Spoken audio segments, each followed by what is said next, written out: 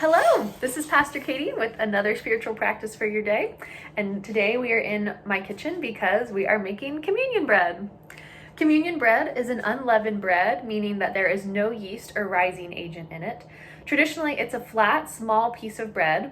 And our Christian communion bread is flat because it's based on the unleavened bread that is part of the Passover feast that Jesus was celebrating with his disciples at the Last Supper. The job of making communion bread is usually the responsibility of the deacons who help organize and host all of the elements of Love Feast. However, since we're all physically distant and not doing Love Feast as a gathered community, we're all responsible for being our own deacons and hosting our Love Feast at home. Because of that, I wanted to show you how to make communion bread. Most churches take a lot of pride in the taste of their communion bread. I know that our church does. For this video, I am using a recipe that can be found in the cookbook. It's a recipe for originally about 50 pieces of communion bread, but today we're going to be quartering that so that we'll get about 12 or 15 pieces instead. And that still might be a little bit bigger than your gathering, but that's okay because when I was growing up, the teenagers loved to run around and kind of help clean up after Love Feast and maybe gobble a couple additional pieces of communion bread. So it's okay to have a little extra. Well, let's dive into it. To get started, go ahead and preheat your oven to 375 degrees.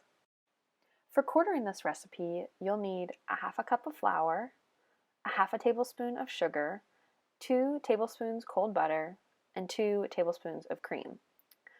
Brethren love having rich communion bread, but we don't buy cream, and so using any milk that you have at home will be fine. It'll be different, but it'll be fine. Combine your half a cup of flour and half a tablespoon of sugar into a mixing bowl. Mix well. Cut in your 2 tablespoons of cold butter. You can use a pastry cutter to cut the butter into the mixture until it resembles coarse crumbs. Next, add your cream or milk and mix until the dough is smooth and the flour is incorporated.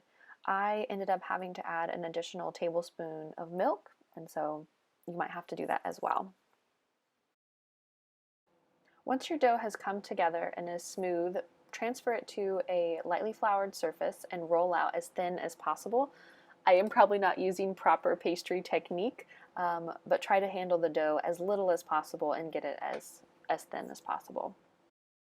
Once the dough is as thin as possible, I like to transfer it to a cookie sheet. Now you can grab a ruler and a pizza cutter and cut 1-inch wide strips up and down the length of the pastry. Now this is where I deviate from the cookbook, and I measured out strips that were 2 inches wide and cut across.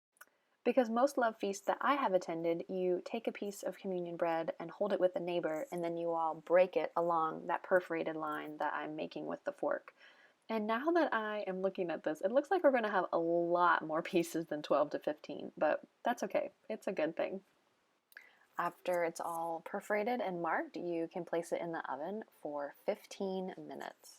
After about 15 minutes, it should have a little bit of nice browning on the edge and should be good to go. I like to leave it out on the counter and let it cool until it's cool to the touch.